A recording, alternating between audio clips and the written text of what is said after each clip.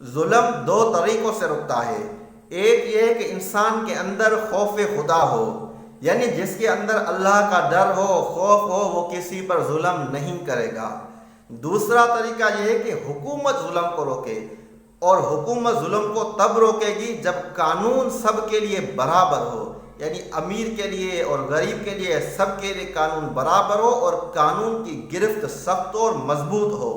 سیدنا حسین رضی اللہ تعالیٰ عنہ کو شہید کیا گیا، اس وقت یزید اور اس کے لشکر کے اندر خوف خدا نہیں تھا اور حکومت یزید کے پاس تھی، تو ظلم نہیں رکا۔ اب میں اور آپ سوچیں، اگر ہم ظلم کر رہے ہیں کسی پر تو ہمیں خدا کا خوف کرنا چاہیے، کیونکہ اللہ تعالیٰ فرماتے ہیں اِنَّهُ لَا يُفْلِحُ الظَّالِمُونَ، بے شک ظالم کامیاب نہیں ہوں گے۔ یہ تو ہو گئی انفرادی بات کہ میں اور آپ اپنے آپ کو خود دیکھیں کہ ہم سے تو کہیں ظلم نہیں ہو رہا، کہیں کوئی زیادتی تو نہیں کر رہے، کسی کا حق تو نہیں کھا رہے، اپنے آپ کو دیکھیں، اپنا احتساب خود کریں۔ اور دوسرے نمبر پر ہمارا حکومت سے مطالبہ ہے کہ وہ قانون کی گرفت کو مضبوط کرے اور اس قانون کو انصاف کے ساتھ نافذ کرے۔